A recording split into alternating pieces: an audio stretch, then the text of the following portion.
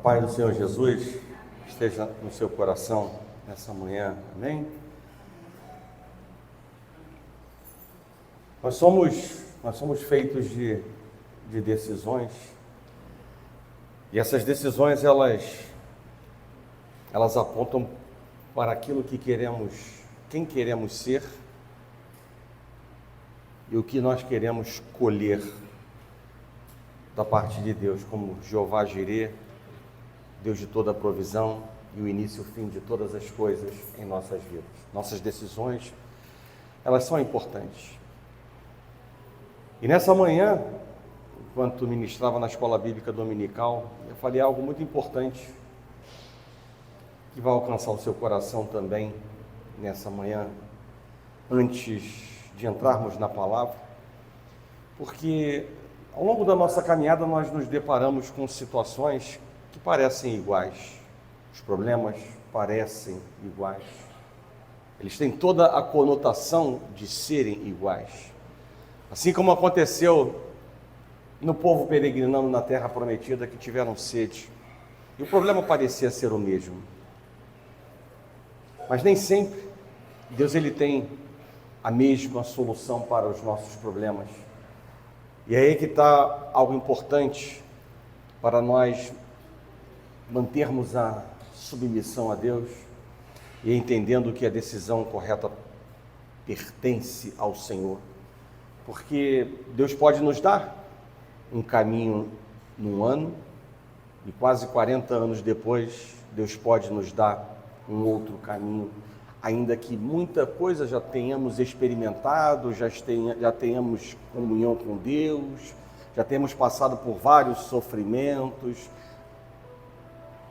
mas é importante escutar a voz de Deus, saber aquilo que Deus tem para as nossas vidas, aquilo como Deus quer agir em determinadas situações. A própria palavra de Deus, ela não mostra conflito, mas existe um versículo que diz: pleiteia a tua causa diretamente com o teu próximo. É um versículo que está na palavra de Deus: pleiteia a tua causa diretamente com o teu próximo. Mas na mesma Bíblia, na mesma palavra de Deus, nós vamos encontrar um outro versículo que, de uma maneira oposta, não contraditória, oposta, mas não contraditória, vai dizer: ficai parados, louva e vede o livramento que eu vos darei. E é importante nós estarmos sintonizados com Deus para saber aquilo que é a vontade soberana, boa, agradável e perfeita de Deus para as nossas vidas. Porque Moisés, na primeira vez que o povo teve sede, bateu e deu de água de beber. E na segunda vez Deus mandou dar, apenas falar, e ele foi lá e se lembrou, e com ira dentro do seu coração, revoltado, com toda aquela murmuração, incredulidade, ele vai lá e bate a rocha.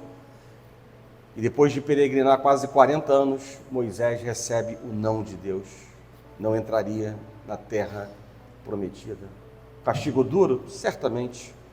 Existem coisas que nós não temos respostas, mas apraz ao coração de Deus mostrar lições importantes para nossas vidas. Mas uma coisa, você não precisa perguntar a Deus,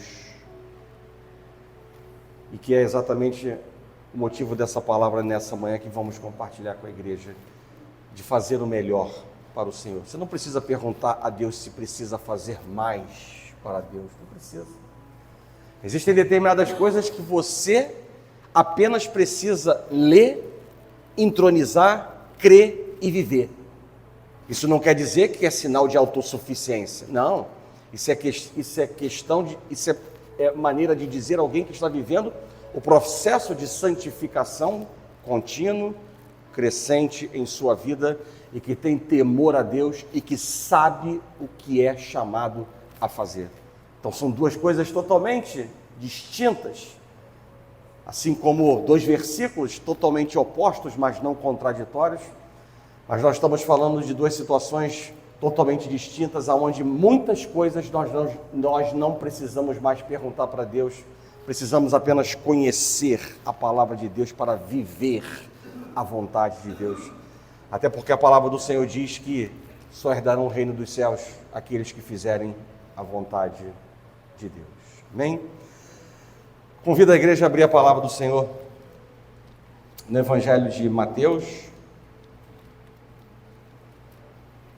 no capítulo 11.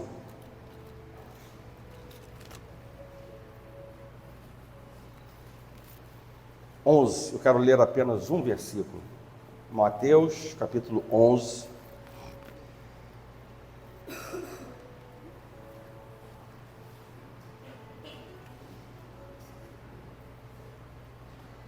Apenas o versículo número 15, que diz assim: quem tem ouvidos para ouvir, ouça.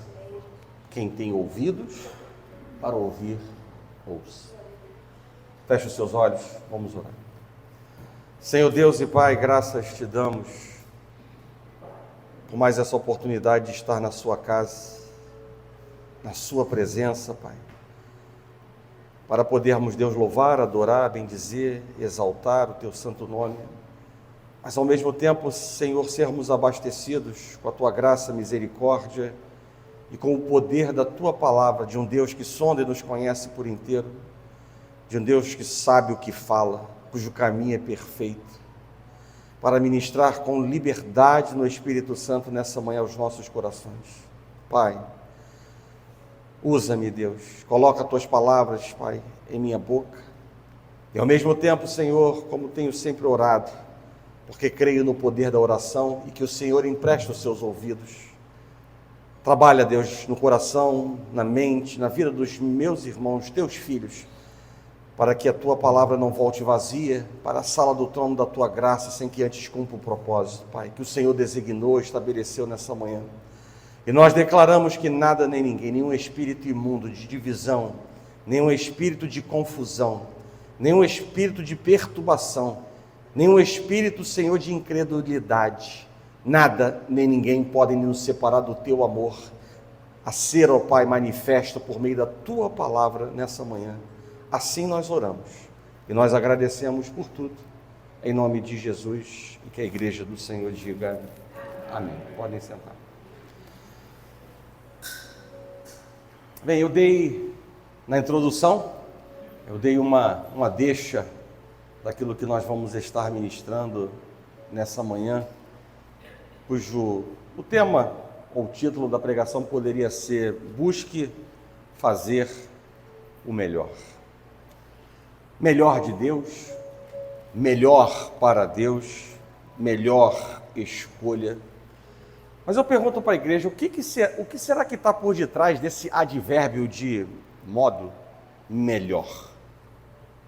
Será que eu estou sendo aprovado por Deus quando eu acredito que eu estou fazendo o meu melhor? Será que é permitido que o melhor, segundo os parâmetros de Deus, tenha variações com múltiplas interpretações? Por isso, a palavra de Deus nos diz no verso 15, quem tem ouvidos, ouça. Eu não tenho dúvidas, ou não há dúvidas, de que o melhor projeto para a criação do universo, ele foi executado por Deus. Céus, terra, mares, árvores, fruto, sol, lua, estrelas, seres viventes, seres celestiais. E dentro desse melhor projeto, a palavra de Deus nos mostra que Deus fez o homem à sua imagem e semelhança. Fez do homem a melhor obra. Feito à sua imagem e semelhança, mais semelhante a Deus do que os próprios anjos. E quando nós olhamos para os anjos, nós vemos a grandeza do amor de Deus por nós, pois, embora muitos anjos, vocês conhecem a história, tenham pecado, nenhum deles foi salvo. Totalmente diferente do que Deus fez e continua fazendo por nós. A própria palavra também nos mostra que depois de ter sido germinada a semente do pecado por meio de Adão e Eva, em resposta ao livre arbítrio concedido por Deus, esse mal se alastrou por toda a humanidade e foi necessário que o plano de redenção de Deus entrasse em ação para resgatar o seu povo. E aí a palavra de Deus vai nos dizer lá em João, no capítulo 3, verso 16, que uma oferta extravagante, chamada Jesus, ela foi feita em nosso favor. A melhor oferta que um pai poderia ter oferecido, ou pode ter oferecido a um filho, sobretudo quando estamos falando de filhos indignos de receber. Mas por amor, Deus deu o melhor. E essa oferta, ela foi assim tão grandiosa, que ela ainda nos alcança no dia de hoje. Com o perdão que Deus nos oferece. E isso é uma coisa extremamente importante para a nossa caminhada com Deus, porque o pecado, ele faz separação entre a nossa boca e o ouvido de Deus, entre a nossa necessidade e a provisão de Deus. Esse ato de amor, ele foi tão grande que ele nos permite a cura, ele nos permite receber a paz, e no amanhã vai consumar o melhor caminho para as nossas vidas, que é a vida eterna, a salvação de nossas vidas. Começo, meio, porque Jesus dividiu a história em uma antes e uma depois dele, e fim, sempre o melhor. E permeado por isso, dentro desses períodos do antes e do pós e do porvir, nada diferente do melhor aconteceu, acontece e acontecerá, porque a palavra de Deus diz em Romanos 8, 28, que todas as coisas cooperam para o bem daqueles que amam a Deus. E apesar dessa palavra ter sido pronunciada no Novo Testamento, na prática, essa palavra foi também vivida no Antigo Testamento por aqueles que decidiram viver a vontade de Deus como prioridade em suas vidas. Mas será que essa palavra de Romanos 8, 28, que todas as coisas cooperam para o bem daqueles que amam a Deus, ela continua válida quando eu estou vivendo uma aflição? Será que isso pode de fato representar o melhor de Deus para as nossas vidas? E aí eu devolvo para você. Por acaso, Deus inseriu na sua palavra alguma condicionante para não cumprir o que foi dito? Será que Deus disse até aquilo ou até isso acontecer na sua vida, ou então durante os primeiros dias desse problema, dessa tribulação, dessa crise que você está vivendo, eu não estarei contigo e você estará desamparado? Ou então a minha promessa não tem efeito? Será que Deus criou essa condicionante? Eu diria que, por aquilo que já li da palavra e conheço da palavra, Deus ele não inseriu esse tipo de condicionante para as nossas vidas. Portanto, da parte do Senhor, nada vai modificar o poder e a amplitude dessa palavra em nossas vidas. E como prova disso, para que não haja qualquer tipo de semente de dúvida plantada em nossos corações, Deus ele nos dá o refrigério por meio da sua própria palavra, que diz o seguinte para nós: para que não paire dúvida de que Deus tem o melhor para as nossas vidas, quando ele fala na sua palavra, que Deus não é homem para mentir, nem filho de homem para se arrepender. E ele complementa dizendo: porventura, tendo prometido, não o fará? Tendo falado, não o cumprirá? Mas ainda, eis que estou convosco todos os dias até a consumação do século. Diz a palavra de Deus: nem olhos viram, nem ouvidos ouviram, nem jamais penetrou em coração humano aquilo que Deus tem preparado para cada um de nós, para aqueles que o amam. Muitas são as aflições do justo, mas o Senhor de todas o livra. Os que com lágrimas semeiam, com júbilo ceifarão. Quem tem ouvidos, ouça. Ainda que o presente diga não, o futuro dirá sim. O melhor de Deus, mais uma vez, foi estabelecido, consumado em minha vida. E ao preparar essa mensagem, eu me lembrei de uma situação que eu vivia uns 10 anos atrás, saindo do trabalho ali no centro da cidade. E eu fui pegar um ônibus na Rio Branco. E a Rio Branco ainda era aquela versão antes do VLT. Então era aquela versão em que sempre havia trânsito. Sempre.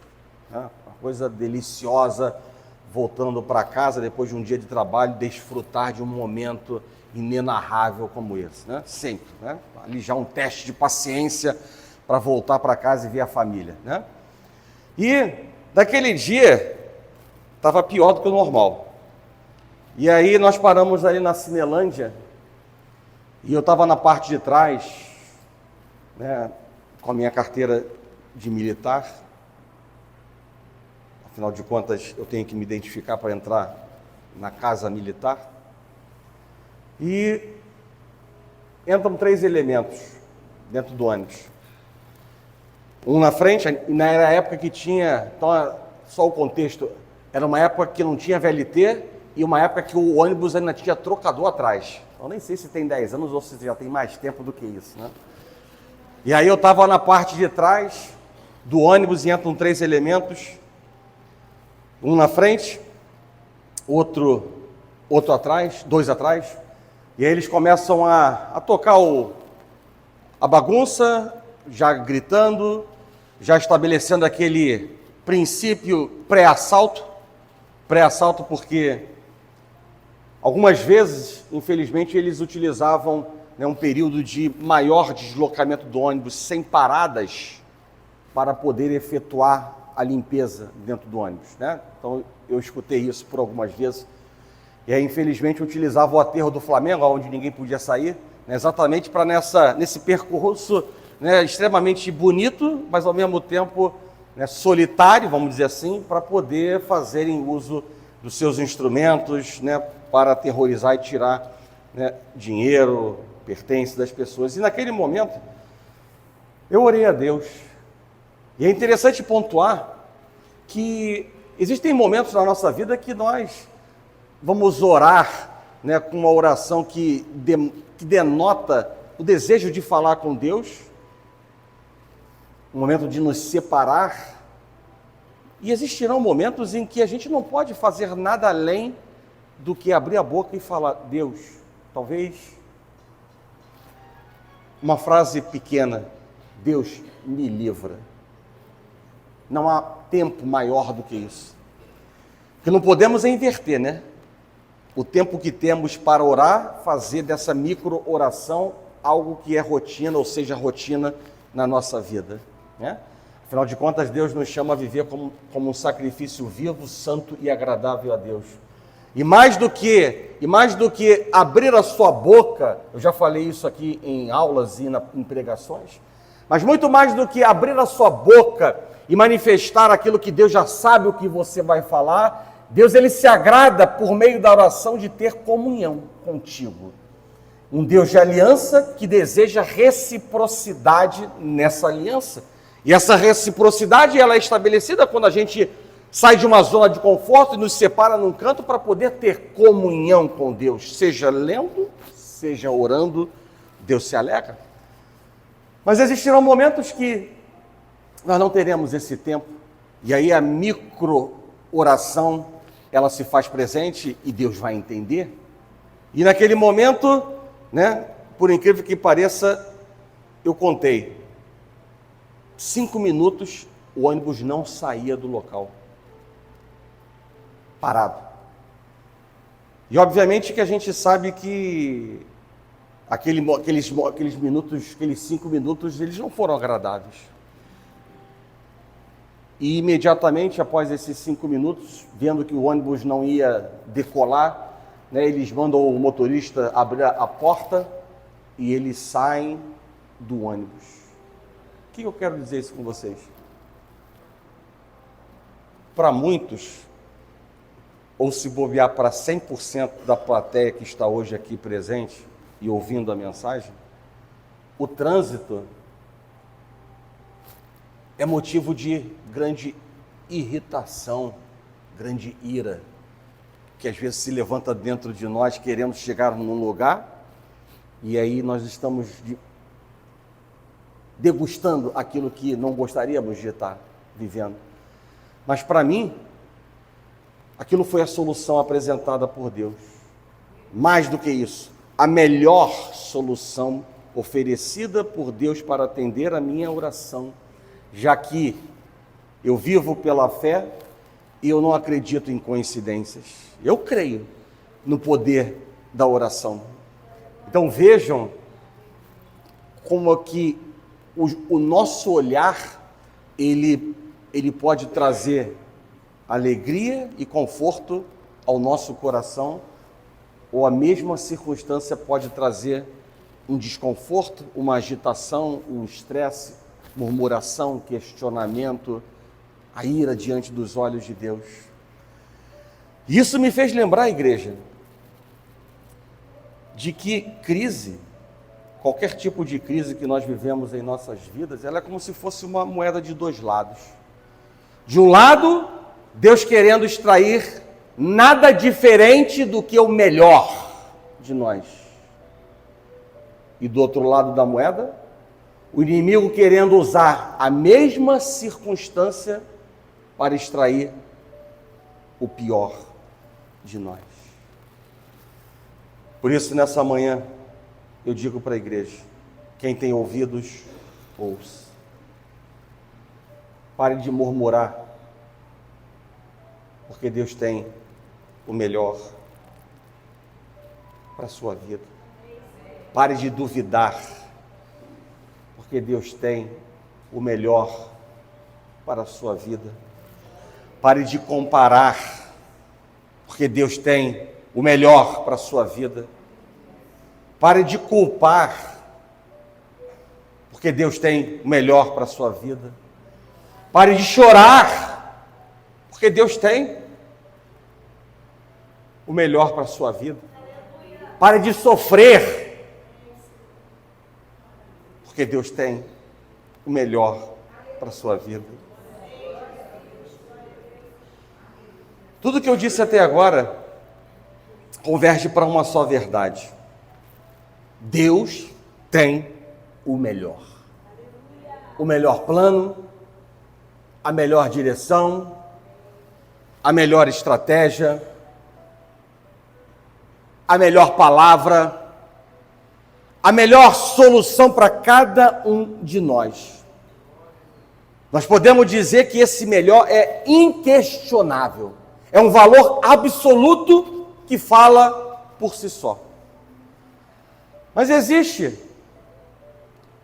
outro parâmetro, um parâmetro subjetivo, para esse advérbio de modo melhor, que é o melhor relativo.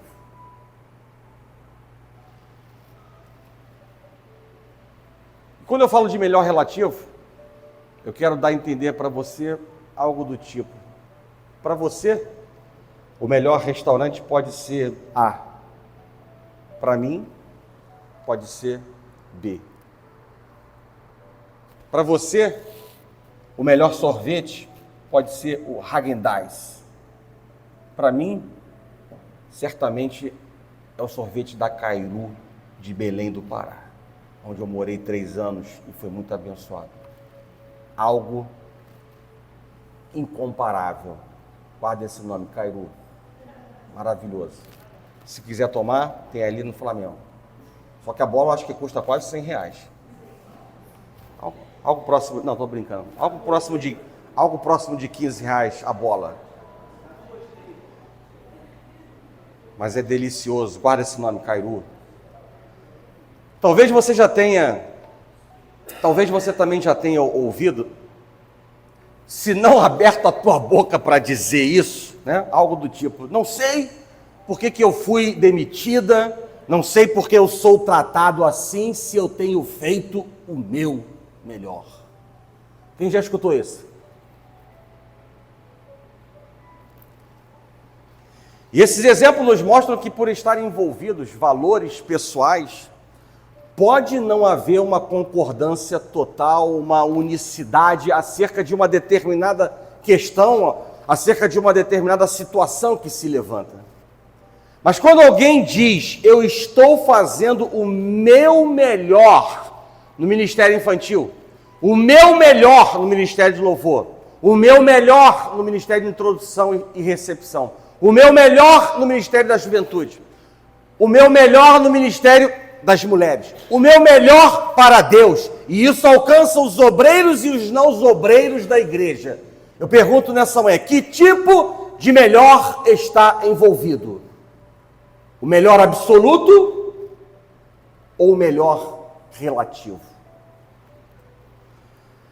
Me permita refinar esse questionamento. Que tipo de melhor deveria estar envolvido quando o assunto é ser uma oferta viva para Deus, quando o assunto é fazer a obra de Deus? O melhor absoluto segundo os parâmetros de Deus ou o melhor relativo segundo a vontade própria? E nesse ponto, por aquilo que eu tenho sido ensinado, por aquilo que tenho sido disciplinado pelo Senhor, eu não posso concordar com aqueles que vivem o melhor relativo, e aí incluídos também todos os que discursam estar fazendo o melhor absoluto, mas na realidade estão vivendo o melhor relativo. Por quê? Simples. 2 motivos, 2 razões. Simples.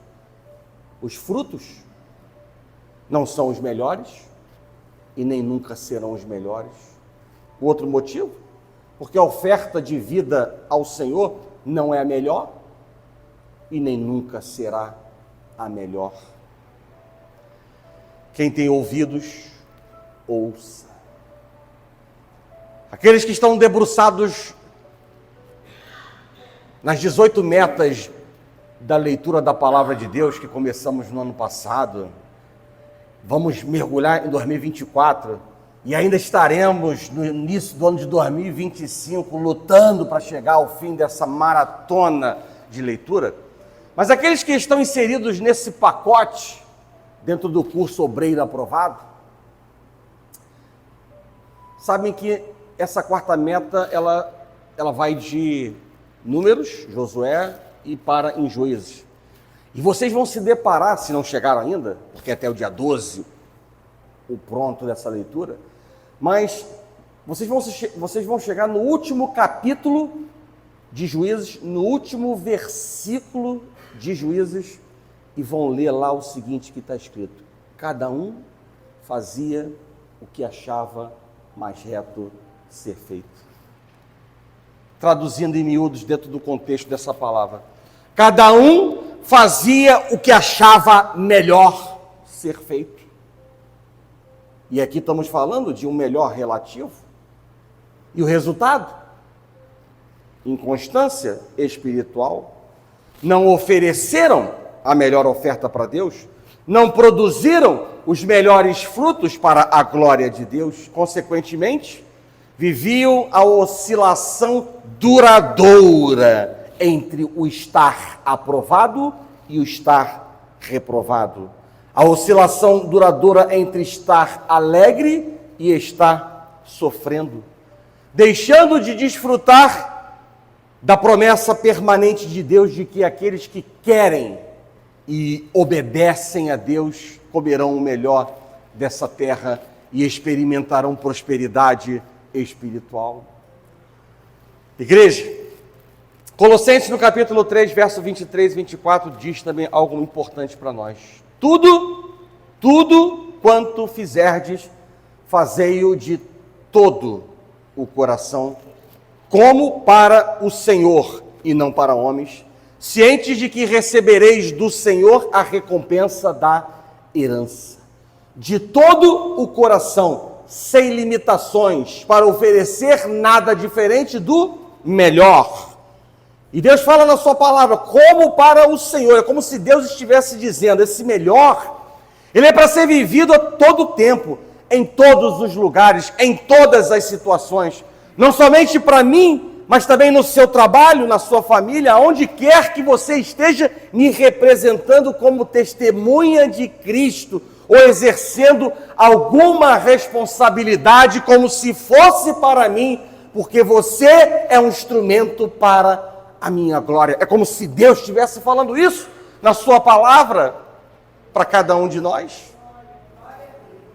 Até mesmo, igreja, nos 2 grandes mandamentos resumidos por Jesus, nós contemplamos a expressão do melhor absoluto, quando ele diz, lá em Lucas, no capítulo 10, amarás o Senhor de todo o teu coração, de toda a tua alma, de todas as tuas forças e de todo o teu entendimento, e amarás o teu próximo como a ti mesmo. Por que eu estou falando tudo isso, igreja? Porque é um assunto sensível, é um assunto real dentro das igrejas, do passado, do presente e mais ainda será no futuro. E muito mais do que fazer uma abordagem analítica, crítica, de maneira superficial e humana, é bom quando a gente toma posse da palavra de Deus para mostrar claramente que não existe nenhuma sustentação bíblica para o melhor relativo, segundo os parâmetros individuais ditados por cada um, quando nós estivermos falando de ser uma oferta viva ou de fazer a obra de Deus. E isso tem sido uma grande incoerência na vida de muitos cristãos. Uma grande incoerência na vida de muitos cristãos. Aliás, é uma grande incoerência acreditar que está fazendo o melhor para Deus e continuar, por exemplo, negligenciando ou sendo indiferente aos dons e talentos que Deus derramou sobre a sua vida. Estar sem controle da língua, machucando os irmãos, entristecendo o Espírito Santo, com julgamentos indevidos, com fofocas, semeando contendas. É uma grande incoerência acreditar que está fazendo o melhor para Deus e continuar aceitando o pensamento de divisão, que o pensamento de divisão ele prevaleça, impedindo de viver o perdão, mesmo o Senhor já tendo dito de maneira clara na sua palavra que o pecado já não tem mais domínio sobre nós. Mesmo o Senhor tendo dito de maneira clara que é perdoando que se é perdoado. Mesmo o Senhor tendo já dito de maneira clara também que o perdão precede toda verdadeira adoração e oferta que nós fazemos ao Senhor. Mesmo o Senhor já tendo dito na sua palavra, perdoe 70 vezes 7.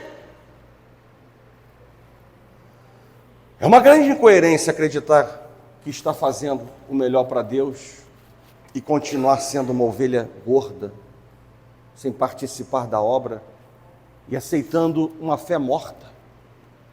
E quem diz isso não sou eu, mas a palavra em Tiago 2,17, que diz: a fé, se não tiver obras, por si só está morta. É uma grande incoerência acreditar que está fazendo o melhor para Deus e continuar roubando o Senhor nos dízimos, sendo precipitado nas decisões, sem aguardar o tempo de Deus, sem aguardar a aprovação de Deus, sem aguardar a direção de Deus, não oferecendo um tempo de qualidade diário para estar na presença de Deus por meio da leitura da palavra de Deus, por meio da oração, falando com o Pai, não priorizando o reino de Deus. E aí eu te digo, aonde está o teu tesouro, aí estará o teu coração. Digo mais, pelos seus frutos sereis conhecidos, nada é encoberto nem oculto aos olhos do Senhor. É uma grande incoerência acreditar que está fazendo o melhor para Deus e continuar vivendo a imaturidade espiritual, a instabilidade espiritual, não aceitando os limites estabelecidos por Deus na sua palavra, aceitando o pecado apesar de não ser mais inocente daquilo que é chamado a fazer.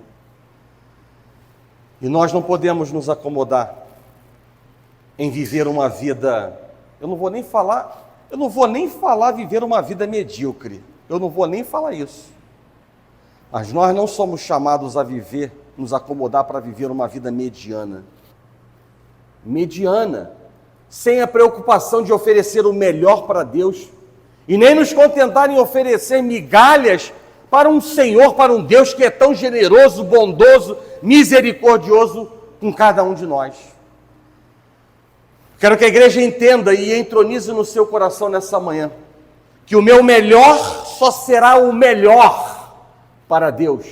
Preste atenção, não é uma fórmula e não é uma grande descoberta matemática, científica, mas o meu melhor só será o melhor para Deus, ou entendido por Deus como o melhor que eu estou oferecendo e vivendo para Ele, quando, preste atenção no que eu vou falar, quando eu aceitar diminuir para que o Senhor cresça em mim. Quando eu me apresentar como um sacrifício vivo, santo e agradável a Deus. Quando a vontade do Pai for a minha vontade. Quando os pensamentos do Senhor forem os meus pensamentos. Quando um tripé, o quinto ponto e último, quando um tripé espiritual estiver firmado em nossas vidas. E que tripé é esse? Viver a palavra de Deus, viver uma vida de oração e viver cheio do Espírito Santo de Deus.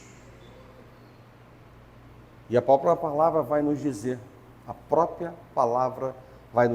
em Efésios 5, no capítulo 5, verso 19 a 21, como nós podemos viver cheios do Espírito Santo de Deus. E ele fala de 3 coisas importantes.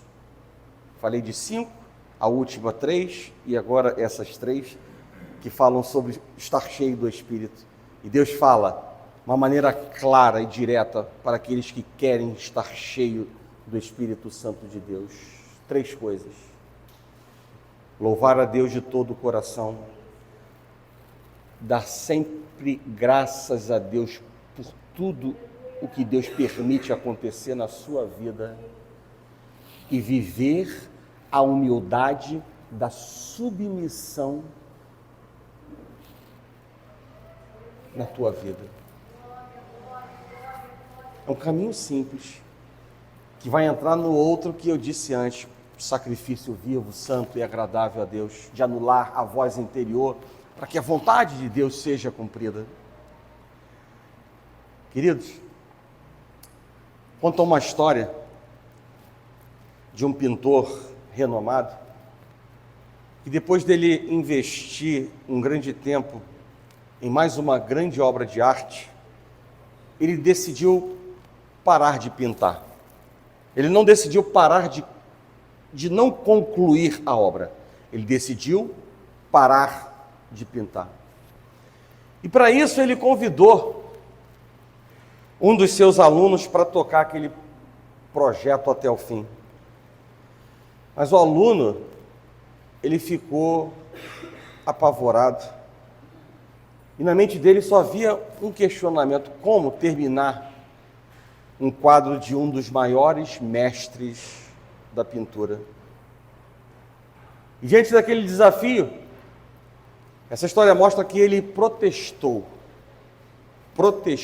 a sua incapacidade para aquela tarefa tão desafiadora na sua vida. Mas o grande artista diz que, essa história conta que ele silenciou o seu aluno, fazendo um questionamento para ele. Aluno, o que eu fiz não te inspira a dar o melhor que você tem? E essa é exatamente a mesma pergunta que o Senhor, Ele nos faz hoje. Ele desceu do céu, ele doou a sua vida, ele morreu por nós numa cruz, ele derramou o seu sangue, ele cumpriu plenamente a vontade de Deus, plenamente o plano de redenção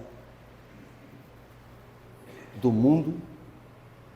E eu pergunto para a igreja nessa manhã, será que isso não te inspira a dar o melhor, com M maiúsculo, não esse M começando com o meu melhor, mas como o M de melhor absoluto?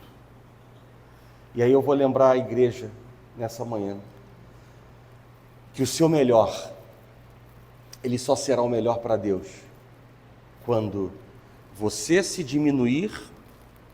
Vamos guardar no coração, quando você se diminuir para que Deus cresça na sua vida, quando você se oferecer como um sacrifício vivo, santo e agradável a Deus, quando a vontade de Deus for a sua vontade, quando os pensamentos de Deus forem os seus pensamentos e quando o importante tripé espiritual estiver firmado na sua vida.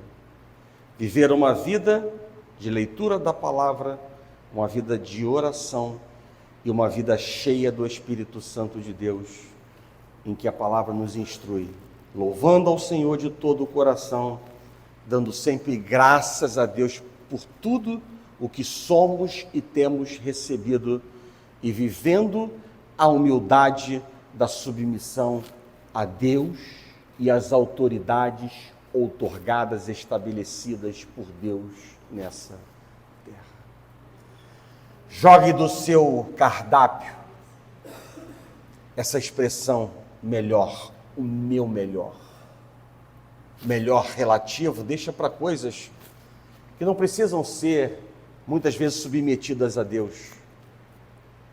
Qual é a melhor camisa que eu vou usar hoje, amarela ou azul? Isso não precisa perguntar a Deus. Mas é preciso que a gente se posicione dentro dessa estrada de maturidade que o Senhor nos chama a viver. E dentro dessa estrada de maturidade, nós precisamos jogar fora pedras de tropeço, como já falamos em outras pregações. E nessa manhã, o entendimento de que nós somos chamados a fazer nada diferente do que o melhor de Deus, para que a gente possa entrar e viver na amplitude e na profundidade o que Paulo disse, de nos apresentar na essência da palavra como um sacrifício vivo, santo e agradável ao coração de Deus. É aquilo que não dá vontade de fazer, mas eu sei que é certo e eu vou dar o passo na direção de Deus. Porque no momento em que eu quebro a resistência de algo que não é nutritivo, construtivo na minha vida, eu começo a caminhar na direção de Deus, da vontade de Deus, eu entro numa palavra poderosa, de promessa de Deus que diz que a alegria do Senhor é a vossa força. E quanto mais eu alegro o coração de Deus como um ciclo, não é vicioso não, virtuoso, como um ciclo virtuoso, isso se reverte em força. E quanto mais forte eu estou, no sentido de humilde, dependente de Deus, mais eu alegro o coração de Deus, isso se volta como força. Mas eu, lá no início da palavra, na introdução, somos feitos de decisões. E precisamos entender o que Deus nos chama a viver e a fazer no dia que se chama hoje, não é amanhã. Porque o amanhã a Deus pertence, nós não temos o controle sobre aquilo que vamos viver no dia de amanhã. E cada um dentro da igreja é chamado a viver a responsabilidade do chamado de Deus, dos valores de Deus, da vontade de Deus, da voz de Deus, para que a gente possa desfrutar do melhor dessa terra, como promessa do Senhor. Se quiserdes e me ouvirdes, comereis o melhor dessa terra. Quem tem ouvidos para ouvir, ouça aquilo que o Senhor diz nessa manhã. Não é, queridos, para estarmos guardando apenas uma palavra bonita ou guardar como um dia que escutamos uma palavra que sensibilizou o meu coração. Não é isso.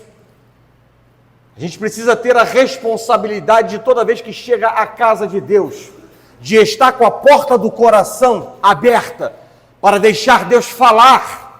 E ainda que seja motivo, não seja motivo de alegria, mas de tristeza, ainda que seja por repreensão, por confrontação, entender que Deus sempre tem a medida certa, a palavra certa, para nós ouvirmos, escutarmos e vivermos. Porque é essa a grande expectativa no coração de Deus, que a igreja esteja atenta, que a igreja esteja com o coração quebrantado, que a igreja abra o seu coração para ouvir e entronizar a palavra do Senhor. Porque Deus diz na sua palavra de maneira muito clara: perto está o Senhor daqueles que têm um coração quebrantado. Perto estará o Senhor tão somente daqueles que têm um coração quebrantado. De maneira diferente, falando a mesma coisa, longe estará o Senhor daqueles que têm um coração endurecido, um coração petrificado, um coração indiferente, um coração insensível, um coração resistivo ao chamado de Deus, à voz de Deus, ao querer de Deus, à vontade de Deus. Deus é claro na sua palavra: perto está daqueles que têm um coração quebrantado, mas longe estará daqueles que têm um coração duro.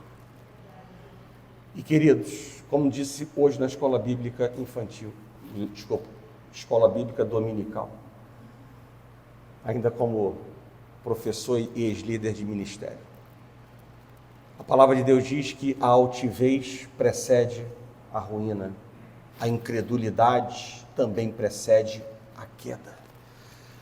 Então, nessa hora, Deus não te chama a viver pelas circunstâncias. Deus te chama a viver pela fé. E aquilo que Deus está falando para você: viva o melhor, faça o seu melhor. Porque a Bíblia nos assegura que nenhum esforço será em vão. Deus está olhando tudo. Cada centímetro da sua adoração, cada lágrima que sai dos seus olhos, cada posicionamento agradável diante dos seus olhos e ouvidos. E Deus garante na sua palavra que o esforço nunca será em vão. Apesar de ser óbvio, quero lembrar à igreja que o tempo de Deus não é o teu tempo. O tempo de Deus não é o nosso tempo. Mas, como eu disse no meio da palavra, somos permeados por uma grande promessa de que diz que todas as coisas cooperam para o bem daqueles que amam a Deus. E amar, igreja, é obedecer. Amar não é só dizer que ama. Amar é obedecer ao Senhor. E aí vamos entrar, sim, nos mistérios, na profundidade e na fidelidade de Deus na sua palavra. Amém? Eu quero nessa manhã, ainda antes da grande comunhão que vamos ter com toda a igreja, no primeiro almoço do ano de 2024, eu quero convidar aqueles que, com o coração quebrantado, querem se chegar a Deus. Diz a palavra que aqueles que se achegam a Deus, Deus se achega a eles, para dobrarem os seus joelhos e apresentarem diante de Deus as suas orações, as suas necessidades. Eu já vim no domingo passado no altar de Deus.